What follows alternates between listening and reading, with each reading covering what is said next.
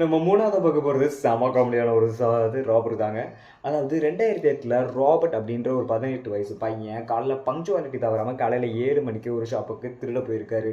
கடைக்குள்ளே பூந்த உடனே கையில் கத்தியெல்லாம் காட்டி மிரட்டி எனக்கு உடனே காசு வேணும் அப்படின்னு சொல்லியிருக்காங்க. அந்த கடையில் இருந்தவங்க ஓனர் வெளியே போயிருக்காரு, அவர்கிட்ட தான் காசு இருக்குது, நீங்கள் அவர் வர வரைக்கும் வெயிட் பண்ணுங்க, நான் உங்களுக்கு காசு எடுத்து தரேன் அப்படின்னு சொல்லிட்டு அந்த அங்கே இருக்கிற கஸ்டமர்ஸும் சொல்லியிருக்காங்க. அவரும் நான் வர வரைக்கும் வெயிட் பண்ண முடியாது, இந்தாங்க என் ஃபோன் நம்பர் அப்படின்னு சொல்லிட்டு ஒரு ஃபோன் நம்பர், அவரோட ஃபோன் நம்பர் அந்த பேப்பரில் எழுதி கொடுத்துட்டு அங்கேருந்து கிளம்பிட்டு இருந்திருக்காரு. கொஞ்ச நேரம் கழிச்சு போலீஸ்கிட்டலாம் தெரிவிச்சு அதுக்கப்புறம் அவருக்கு கால் பண்ணி ஓனர் வந்துட்டாரு, நீங்கள் வந்து காசை வாங்கிட்டு போங்க அப்படின்னு சொல்லிட்டு அவர் அங்கே வந்திருக்காரு. பார்த்தா அந்த இடத்துல போலீஸ் இருந்திருக்கா, அவரோடும் மாட்டிட்டு இருந்திருக்காரு. மாட்டாமே இருந்திருக்கலாம். எடு எடு இருக்கிற காசுலாம் எடு.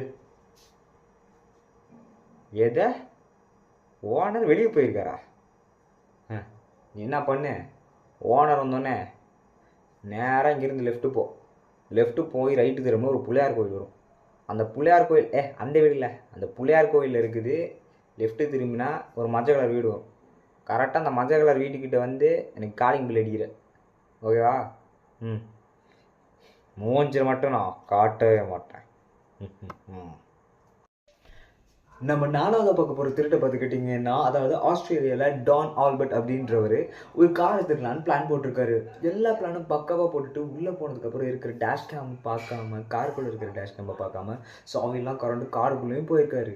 ஆனால் இந்த இடத்துல காமெடி இல்லை. காருக்குள்ளே வந்தவரை 3 மணி நேரத்தில் போலீஸ் அரெஸ்ட் பண்ணியிருக்காங்க. என்னடான்னு பார்த்தா காருக்குள்ளே இருக்கிற டேஷ் கேமு டேரெக்டாக ரெக்கார்ட் ஆயிருக்கு.